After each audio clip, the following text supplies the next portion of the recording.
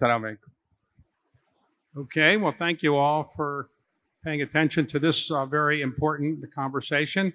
Our guest now is a person who has enormous number of different roles in Abu Dhabi, but let's go through one of them first. ADQ. What is ADQ and what is its mission? Well, ADQ is a sovereign fund established in 2018. Its primary objective is to build critical infrastructure and invest in supply chains.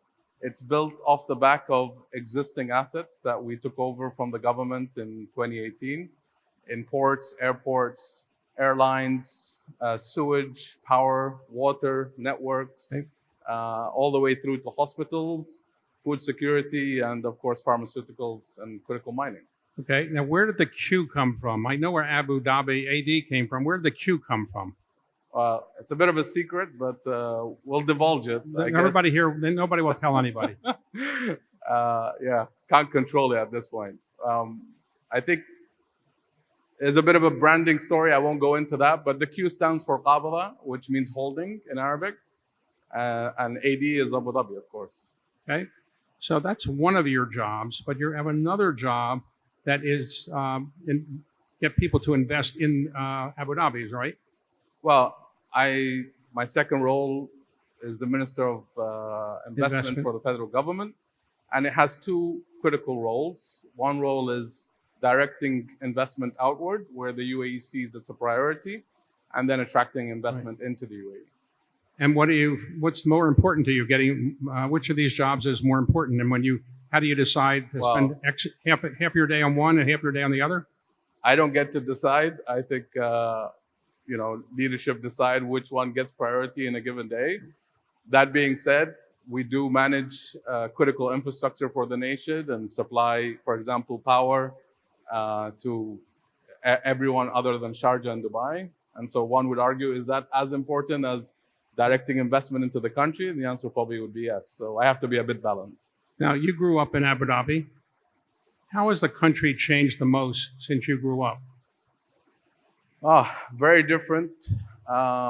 First of all, for those of you who used to walk on the Corniche, and today you drive on the Corniche is now probably, 1 kilometer inland from where it used to be. So the city has changed a lot. I mean, everything from the quality of service you get to the access in terms of infrastructure, everything, really. The world has changed. Even existence of more than one sovereign fund, used to be just ADIA. Let's suppose I'm an American company or I'm a European company, and I want to invest in the Middle East, and specifically in the GCC. Why should I invest in Abu Dhabi versus Saudi or Qatar or Oman? What's the better advantage to investing here? Is that the best question? I'm sure this is too easy to answer, but let me answer anyway. Well, I'm sure there must be a reason why it's better to invest here, but maybe there isn't. I don't know. Tell us. First of all, I think, needless to say, the quality of infrastructure, needless to say, the quality of life, needless to say, the action. But I would probably argue that the best reason really is we're probably the most progressive economy and society in the Middle East.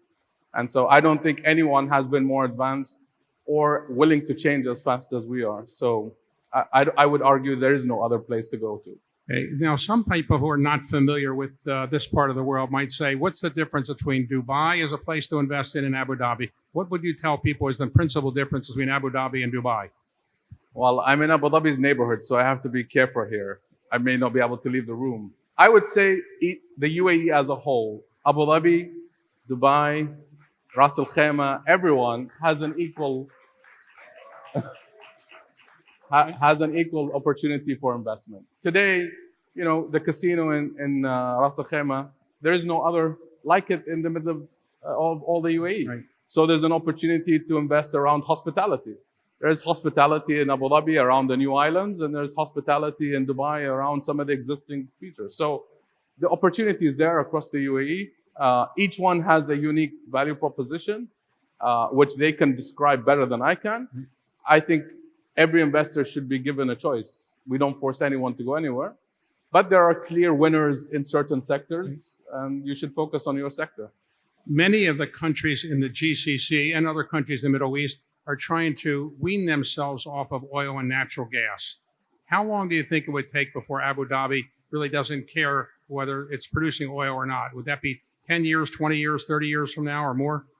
Well, our president has given us a clear timeline, which is by 2050, we will celebrate the last barrel of oil, which is a figurative meaning, we should be celebrating at that point of time.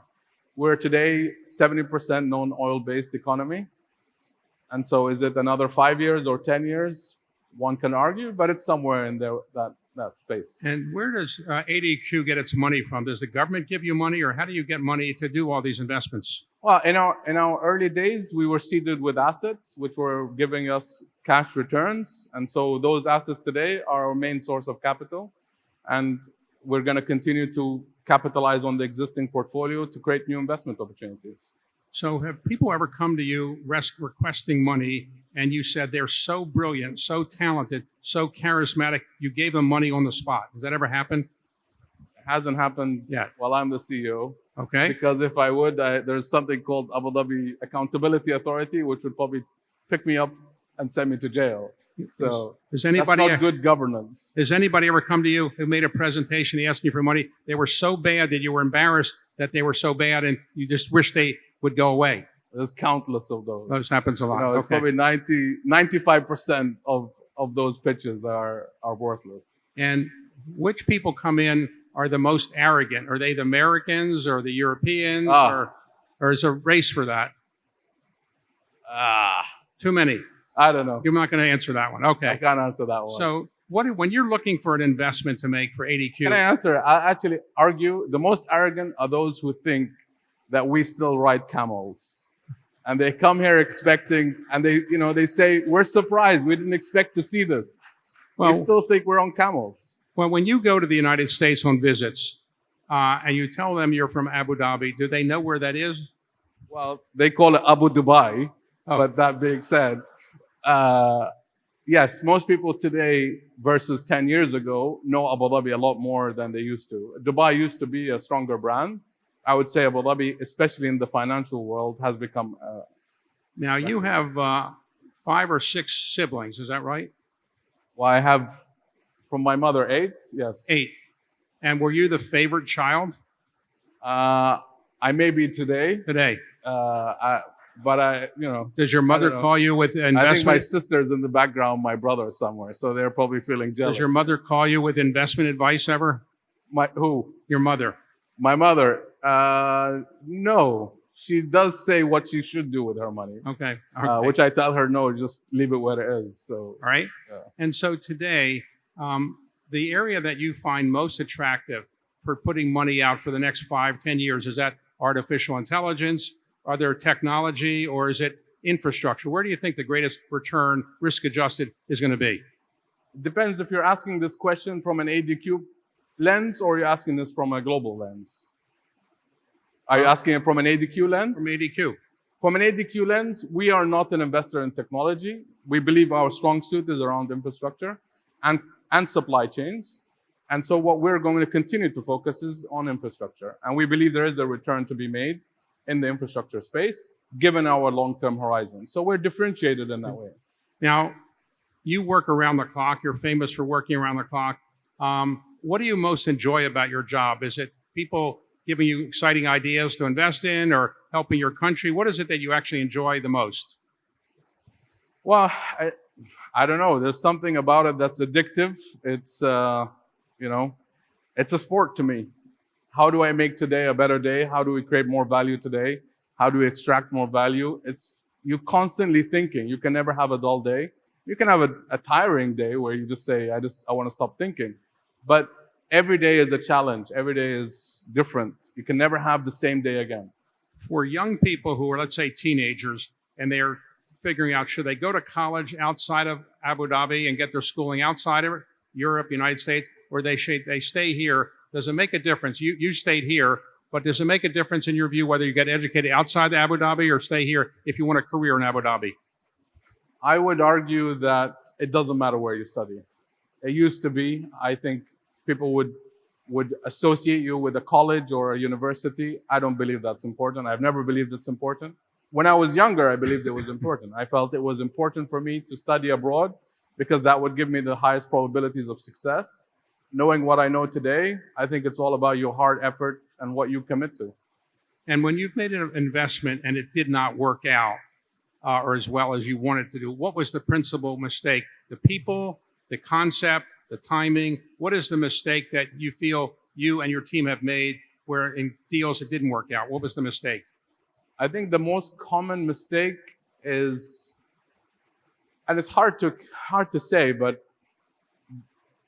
believing you have a. I'm not saying you shouldn't. You should always believe this, but it is probably the most common mistake. Believing that you can when you can't. You should continue to believe you can when you can't, but it's always the mistake of when you make mistakes.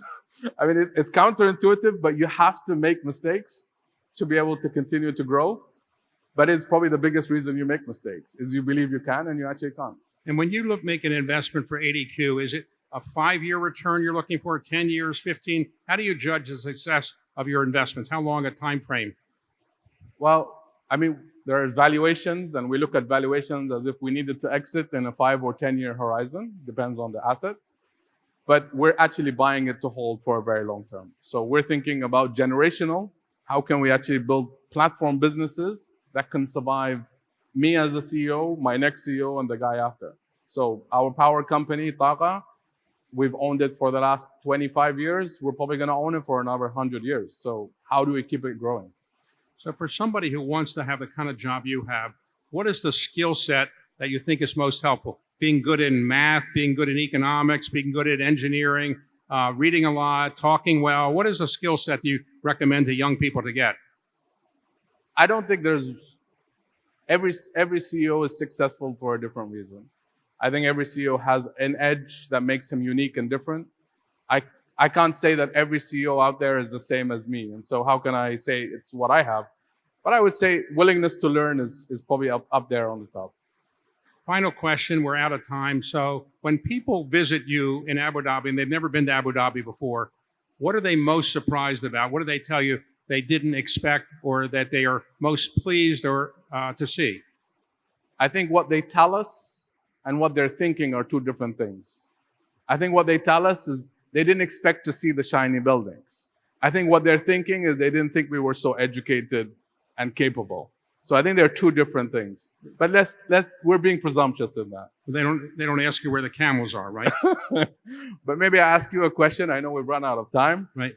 David, you've known the UAE for 20 or more years, maybe more. Right. What have you seen as a difference? Well, I would say this. About 30 years ago, a very famous music critic was watching somebody perform music. And he said, I've just seen the future of music, and its name is Bruce Springsteen. And I would say today, I've seen the future of capitalism, and its name is Abu Dhabi. Thank you. Congratulations.